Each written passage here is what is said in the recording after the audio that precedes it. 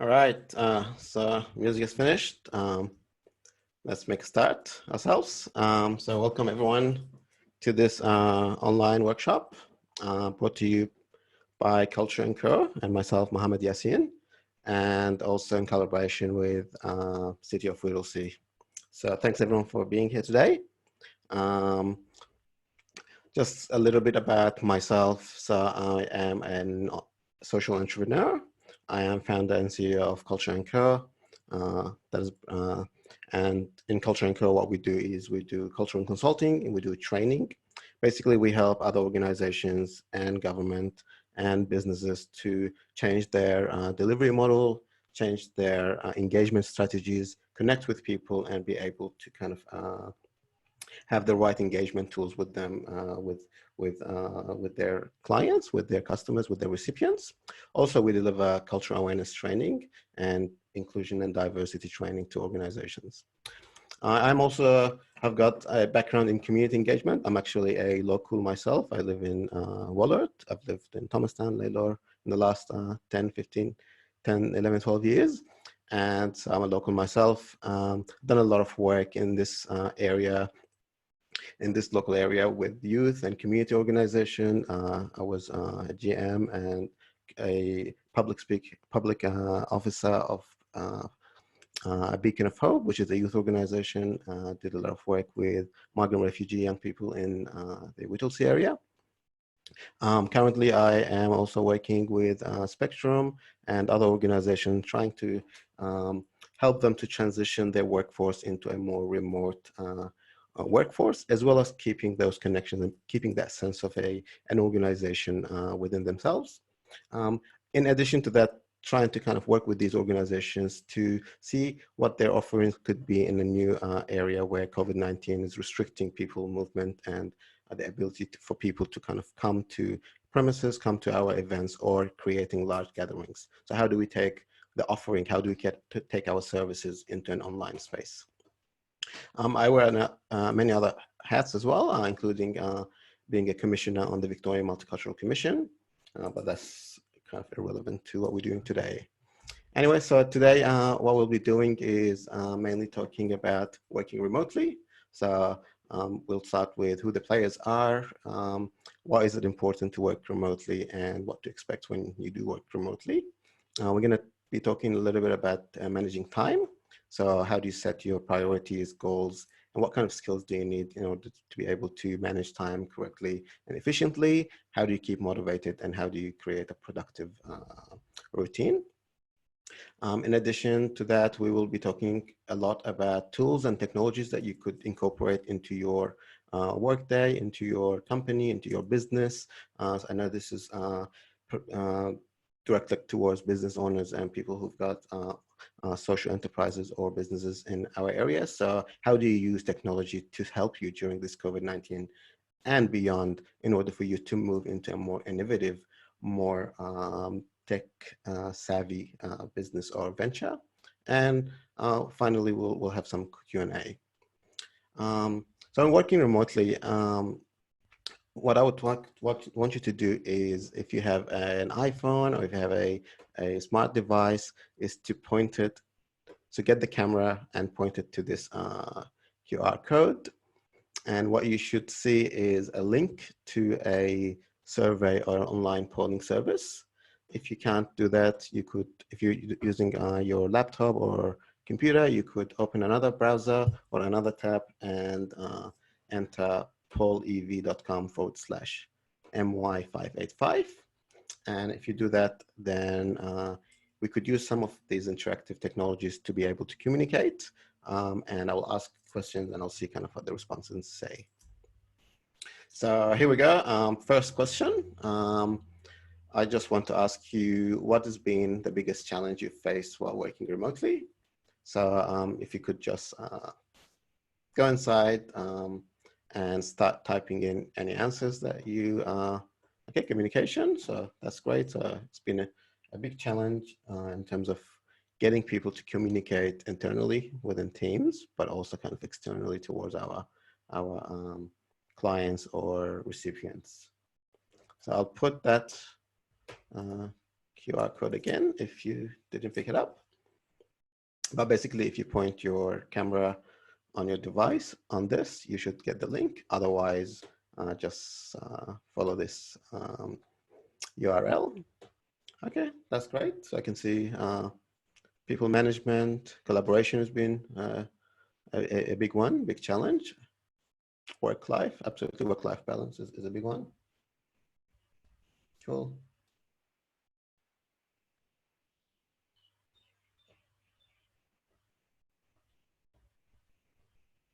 I'll just give it a few seconds. Cool.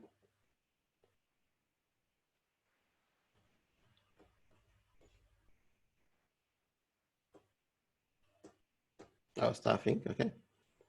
So if you've got businesses where you've got multiple people working for you, or you have a team, then yeah, it's been a challenge to kind of work remotely while keeping those connections. So it looks like kind of staffing and communications are kind of the biggest challenges that people are facing. Events, yeah, absolutely. A lot of sectors have been facing big problems in terms of trying to run their events, or at least kind of provide some sort of an alternative events to the ones that they used to provide. All right, cool. Thanks everyone for sharing your challenges. Let's keep going.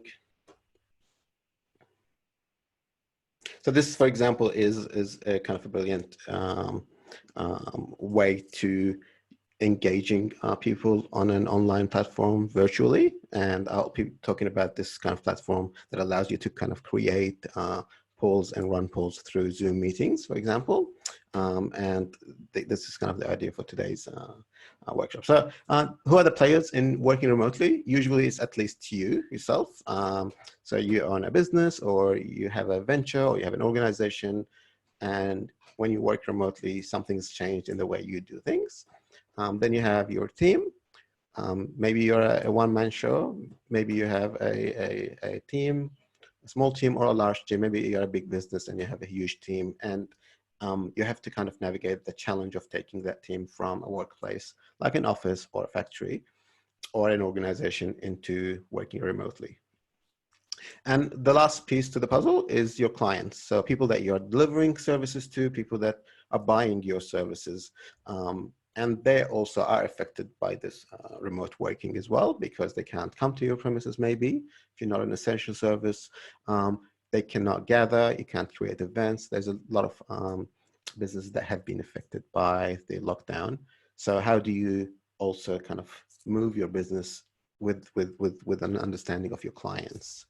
All right, so if you look at yourself and your team, you just want to ask yourself, do you have a team yourself? And do you have an office for your business that you're running?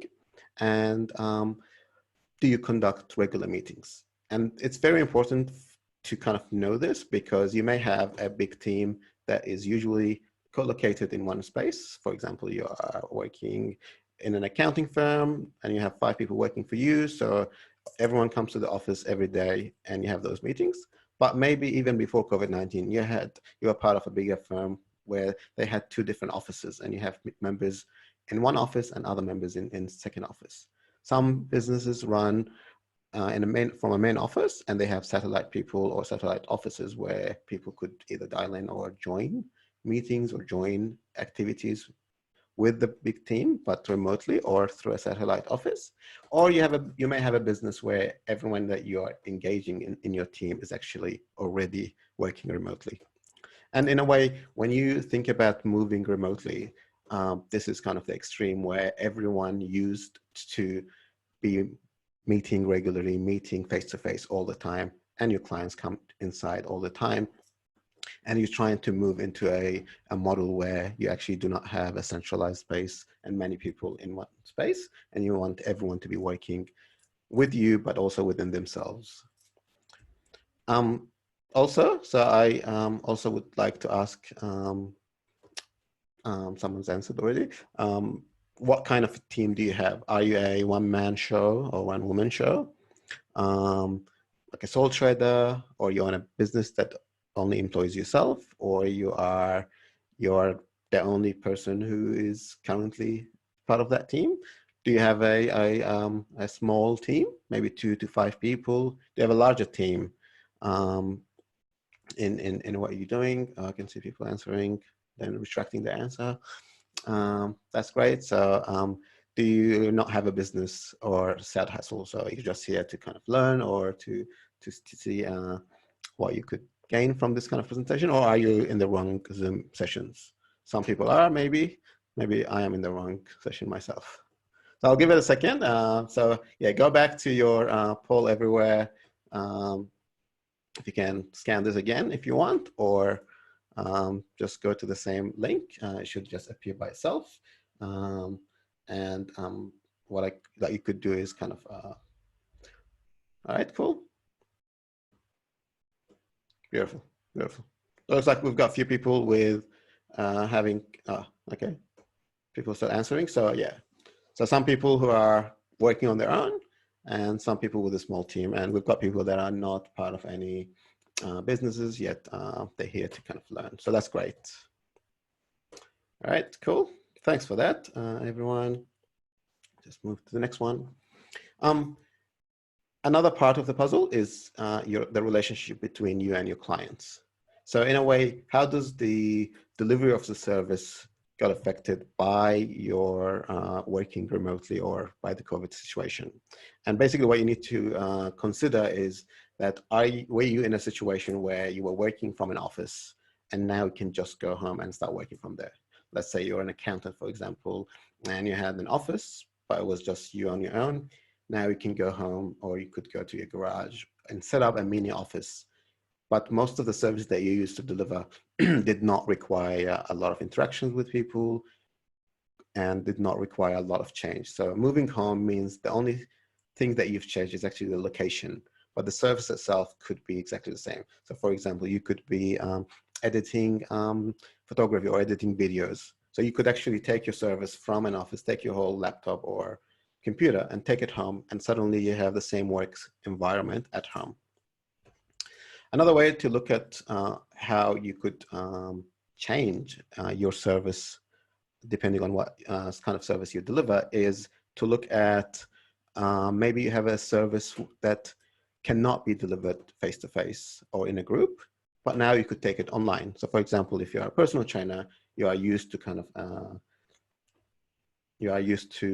being able to connect with people and interact with them in the gym, for example, or outside, and suddenly because of restrictions you can't. So you take that service online. So there's a lot of personal trainers, for example, that are now delivering their services through a virtual interaction. So that you have either Zoom or you have webinars of people delivering that personal training service online.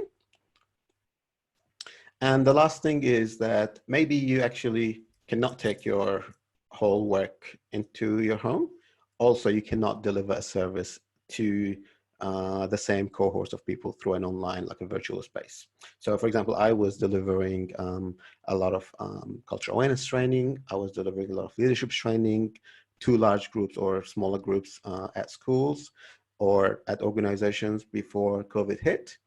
But then I cannot deliver the same thing currently, even with technology. So what I'm doing is using the skills and using the expertise that I've gained through facilitation and being able to engage people and start kind of delivering similar kind of things. So what I'm doing now is like online engagement seminars and workshops. And I've done all of this workshop a few weeks ago, basically using an online Zoom plus an online tool that allowed multiple people from different locations to come together and start brainstorming ideas and then come up with solutions and work on problems. So what I want you to think about is, what is the service that you have? Could you just take it home? Could you deliver the same service through a virtual mean? Or could you look at the other skills or other expertise that you have gained through your business, and could you find a new business, a pivot? Could you pivot into a new business where you could deliver a service that you had not delivered before, but could use your skills and expertise, but also some technology tools? And some of these technology tools are going to kind of open your mind to what's possible in this new age. So why is it important to be able to work remotely? Well, For a start, it will enable you or your employees to work from home.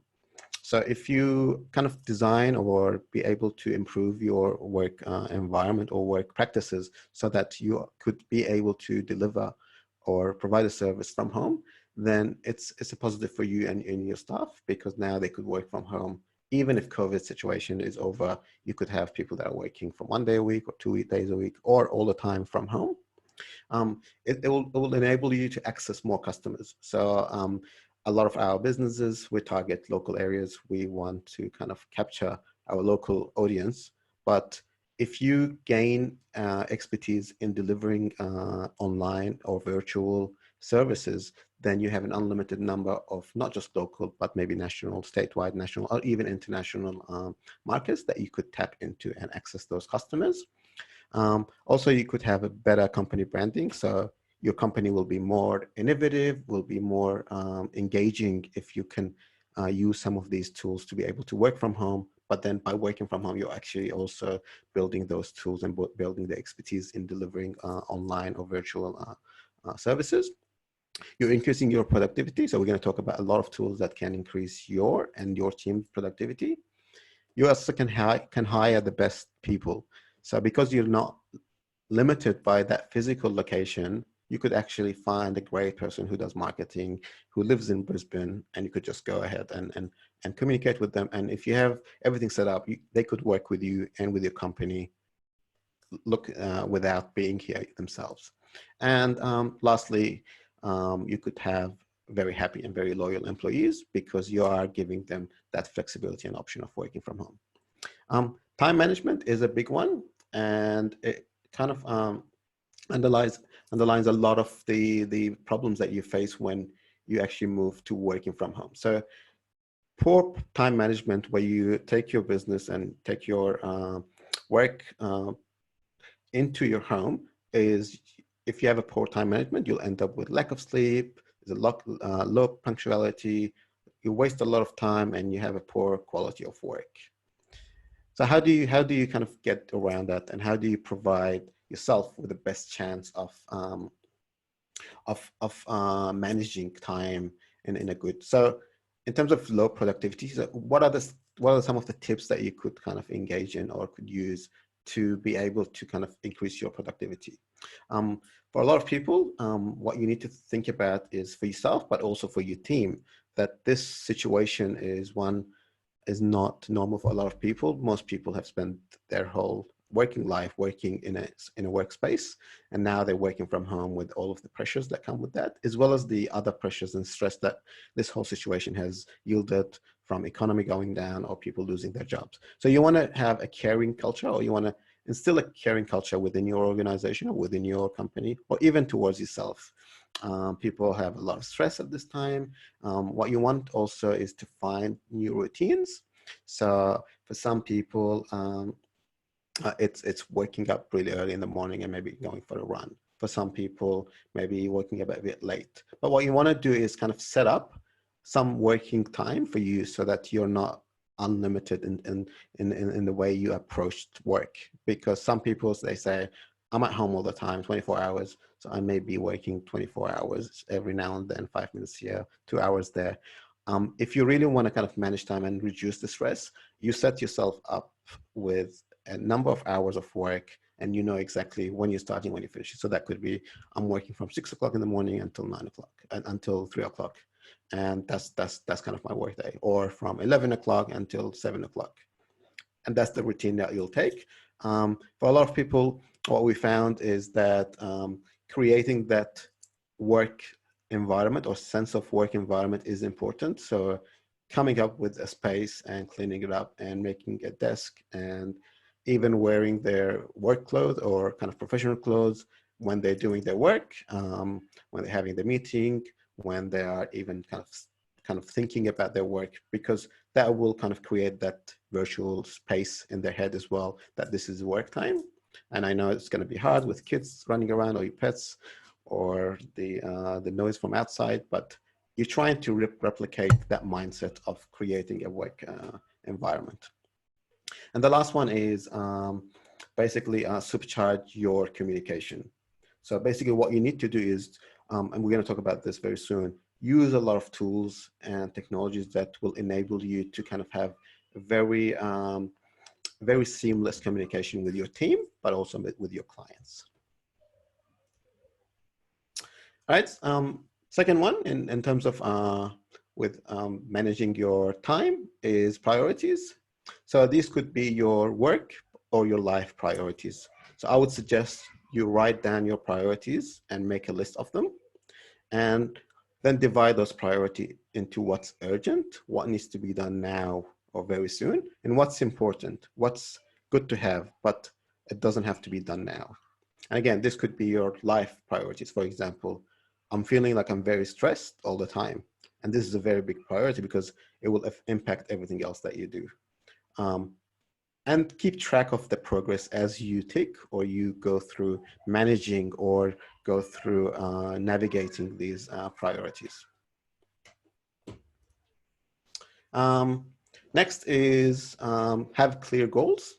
So basically, again, write short-term and long-term goals for your business or your company, and make sure this is focused on your business or company. Have goals or tasks that are very clear, and you know exactly what they mean to you and your team. And we're going to use some tools, and I'll show you some tools how to kind of put the tasks or the goals in certain places and have visibility around what tasks are being assigned, when they need to be achieved by, and who is responsible for that. Again, keep track of the progress, and technology is going to provide you with great means to be able to keep tracking of your progress. Next one is planning skills. So when you're planning a project or finishing a task or even working on a priority, give yourself enough time. So there's a lot of, including myself, there's a lot of people that really leave it to the last minute and really will start working on a project the last hour, or the last day, or the last week. Give yourself enough time, but also put the deadline maybe a day or two before the actual deadline. And that will allow you, if you're that type of person like me, that will allow you kind of a day or two extra for you to kind of catch up on that. Another tip is to break bigger projects into smaller parts and work on those smaller parts, and maybe even delegate those smaller parts to different people in your team. And that will allow you to kind of also look at that big project into smaller bits and have an easier way of understanding what needs to be done at this time. Motivation. So during this time, there is a lot of negative motivation that is coming towards you and your team. So maybe markets are going down, or economy is hard. Maybe people are losing their job. Maybe you can't reach your clients or customers. Maybe even internally you're feeling down, or you're unable to kind of see your loved ones. So all of these are affecting us in a negative way. But I want us to also kind of look at the positive motivation that this challenge could bring with it. So a lot of businesses are innovating in the way they are delivering their businesses, in the way they are creating new services, in the way they are reaching more people. And take this as an opportunity. We're lucky, at least in Australia, that the health situation has not been that bad compared to other countries. We could use this as a really good opportunity to innovate in the way we deliver our services, also in the way we engage our clients. And the last thing is kind of experiment. This is a good time to experiment with new way of delivery, with even new services. So go on Facebook pages or go to your networks and just experiment with new products that you may not be delivering at this moment, or experiment with your team with new ways of doing meetings, with new way to energize them, with new ways to kind of capture results. Cool.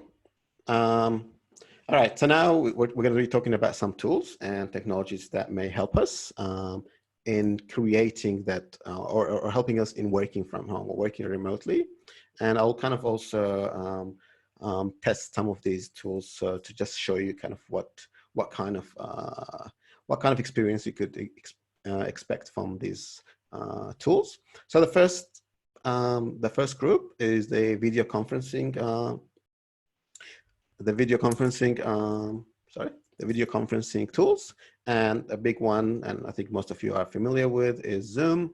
I've been using a lot of Zoom meetings in the last 2 months. So many people are using Zoom. Some people found that their meetings may get hacked. Some people found that it's not that secure. Again, if you use the right security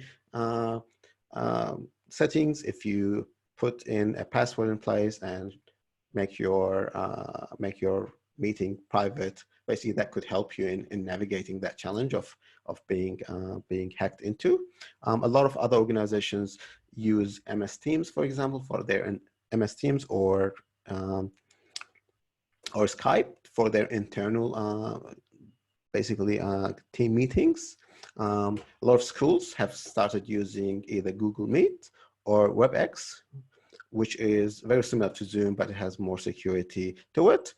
In terms of you engaging your customers or your clients, then even as simple as a Facebook Messenger or a WhatsApp group is good for you, because at the end of the day, what you want to realize is that this is my customer segment, and if they are all on Facebook Messenger, then I could create a Facebook group and deliver or talk to them on that. So if everyone is happy to use Zoom, then maybe Zoom is the best way to do. And there are tons of other services out there that you could use. I've got a list of resources at the end of this, and you could all kind of access, and tons of different tools that you could use for video conferencing and other. All right, so the next group is if you want to create content. So here I've got Google Docs, and you're working from home. Maybe you have a team of 3, 5, 20, or 100 people. And what you want is for all of you to work on a document or a project together. So this is a really good kind of tool or platform that allows multiple people. And this is kind of an example where multiple people are actually engaging in editing and adding and creating this Word document or this text. And you could have comments. People could comment on each other. People could color code their contributions, and you could have a whole team working on one document at the same time. Similarly, Office 365 provides, or if you're using Hotmail or MSN, kind of provide a similar functionality where you could use documents online to be able to work collaboratively with your team, or even with your customers or clients if you want that kind of a service. Canva is a great platform that allows you or kind of enables you to create flyers, to create even presentations, to create instead of using Photoshop or InDesign, all of these kind of really heavy and hard to use softwares to create a flyer or let's say a Facebook advertisement or a Facebook post. So putting photos together, putting text and photos on and creating something with it. So Canva can provide you a really good service and platform that allows you to do that. And a lot of these services are free, but if you want to kind of upgrade, you have to pay for. And the last bunch is Miro and Mural, which are kind of give you an access to an online kind of whiteboard that people could collaborate on. And I've got kind of an example. So the previous example that I showed you when I did that online workshop was done on Mural. And I'll just show you what my Miro kind of looks like. So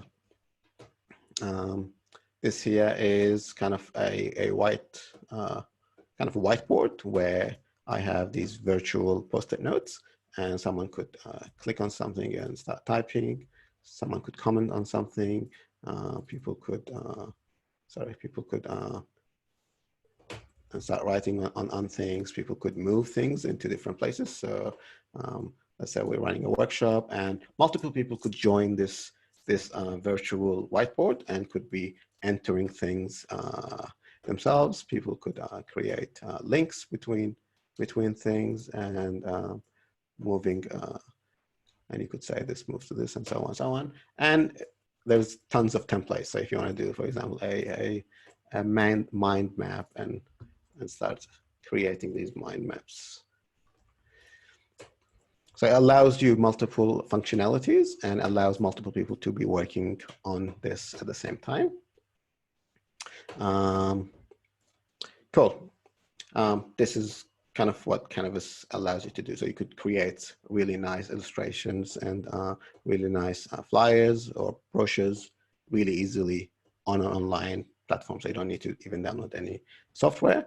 Document sharing, a big one, especially if you work with a lot of kind of either larger documents or things that need to be shared between multiple people. So if you have an intranet or you have a shared server in your workplace and you want to replicate that, these kind of tools allow you to have folders that are shared between multiple people. So like, for example, Google Drive, OneDrive, Dropbox, like what you see here, where you can move something from desktop to your Dropbox folder, and it just appears on everyone who have access to that folder. And Box is another service. Again, most of these services are actually free, but they will give you a limited capacity to store data or store files. And if you want to upgrade, or you have to pay for. In terms of kind of channel communications, most people use email to communicate with one another, especially in teams internally. But the problem with emails is that you can keep you can lose track of what emails have come after which email and what projects is the email relate to. So there are tools that allow you to kind of divide your communication based on projects or based on interest or based on even keywords or hashtags. So for example, MS Team has kind of a large number of tools that you could use within it that allow you to kind of communicate and have chats based on different projects. Slack is a big one where you could have channels and people could even drop information, drop files based on different channels, as well as having those interactions one-to-one. Instead of sending emails about, let's say, how is the project going, you send it, you get an email back saying, yes, going well, how about yours? It's basically a kind of a messaging app, and emails should be kept for those kind of high level things that you want to keep and look for in the future. Basecamp is a similar one to Slack, and Google Hangouts is a free one that you could kind of access very similarly. I'll show you what Slack look like. So this is a Slack channel that I have that I'm part of. Basically, as you could see, there is in each channel there are a lot of people that are talking to each other, and everyone in this channel is talking about co-working hubs.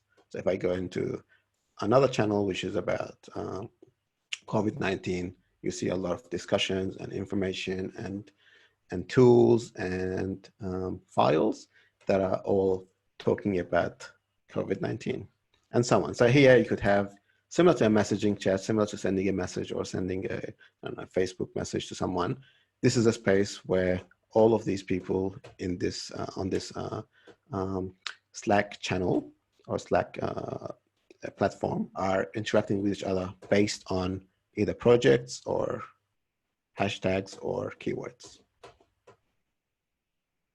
Cool. All right.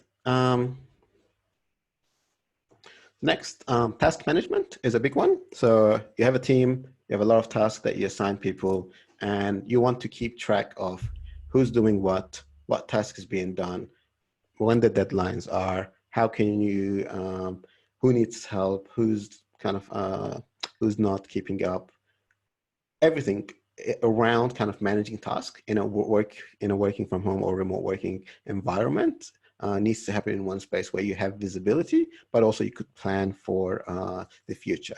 So tools like Google Keep, which is a free one, but like we've used Asana in different organizations that I was part of. Microsoft Planner, I think, is a simple and easy and free one, and Trello. Again, all of these are free to start with. Some of them you have to pay as you add more features or you add more people to your team. And I'll show you an example of, for example, a Microsoft Google Keep and how it. Let's look at Trello actually. So this is kind of what a Trello kind of board will look like, and you could kind of keep your different lists of things, and each one of these tiles could be a task. And if you click on one task, you'll have a description and you have maybe a checklist. And as you are doing these checklists, you can see like one is done, and now this is green, and you know that it's done. So maybe you take it and you say, this is, sorry, you take this, you take the tile and you move it around to the completed one, right? And so on, so on. And you could add deadlines, you could add reminders, you could assign it to different people, and so on and so on. And that way you could have, from your house, you could have all of your teams and all of the members of the teams working on different projects. And as they finish or as they have questions, they could actually comment to each other and send comment and have a discussion around this particular task. And when it's done, you just take it and put it in the complete. And you know exactly what's left, you know what you have to do, and you can add another list, and so on and so on. So that's a great tool for you to kind of, Trello or Asana allow you to do this. Very similarly, I think, very simple, I think, if I look at Google Keeps, for example, give you the same functionality, but in a very kind of a simple way, like this, where you have different boards, and you could ask things and you could move things to different places. So once things are done, you can just kind of label them as done and move on. Cool. All right, so the last one I want to talk about is, you want to make your experience more engaging. You want to make the team or your customers, in a way, it's working from home and delivering, just like what I'm doing now, delivering like training or delivering seminars online could be boring and could be kind of consuming a lot of time, where you're sitting on the desk or you're sitting on in a chair in front of a desk and not moving. So you want to kind of energize people, and you can use a lot of tools. So what I've used today, for example, is Poll Everywhere, and that allowed me kind of to interact with the people who are coming to my webinar in such a way that I could kind of see things moving. It's live, it's it's dynamic, and people could kind of have a sense of who's in the room. And I could ask different questions, and I could present the answers in different ways. I could use word clouds, I could use charts, I could use different ways. Another platform that does a similar thing is Slido. You could have Kahoot, which is kind of a platform that this is Kahoot, that allows you to run virtual or even face-to-face, kind of in a big room. You could have a trivia, or you could have questions, and it's like a competition, and people will get the answers on the phone, and they have to click on the right answer. And you have kind of leaderboards and so on and so on. So you could add a lot of spices to our boring life and our boring kind of meetings. And you could use this even with your family or kind of your extended family remotely. Cool. Let me just see if I have an example of. All right, so it looks like we're nearly there. So if you have any questions, maybe just pop them in your Poll Everywhere browser or through your phone, and we could just kind of answer a few questions. And if there's no questions, then that's it. Just to remind you, I've put a lot of these resources and many, many, many more into a big list.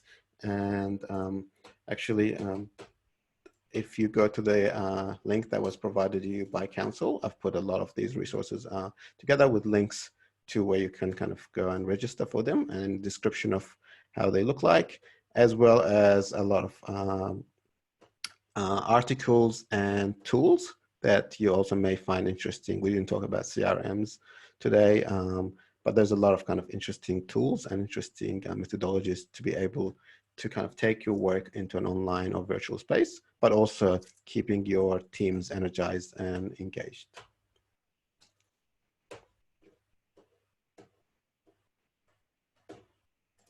Cool, so just give it a second. Here we go.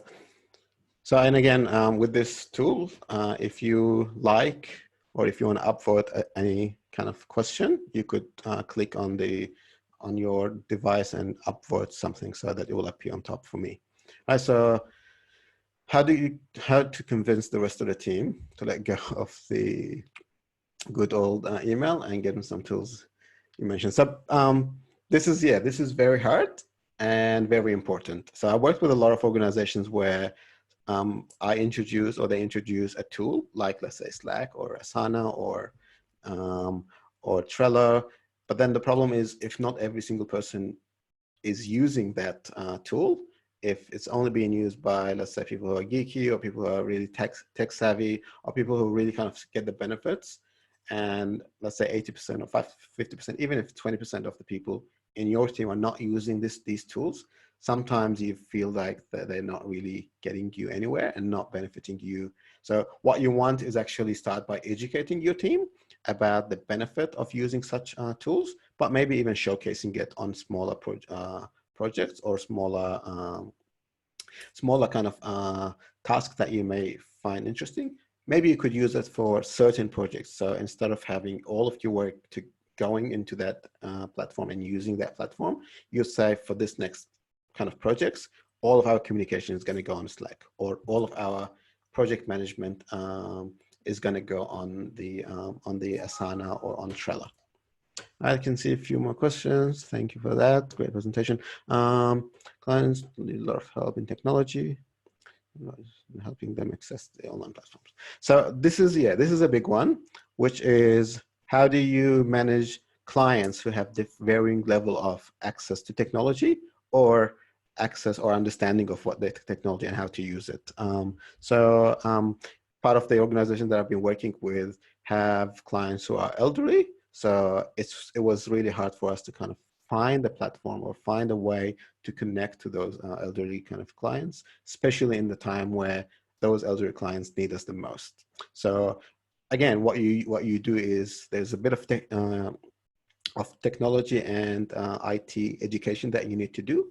Second, you need to also show the value. So you need to provide a value for what you're delivering or what you're suggesting. So maybe get some of their family involved. Maybe create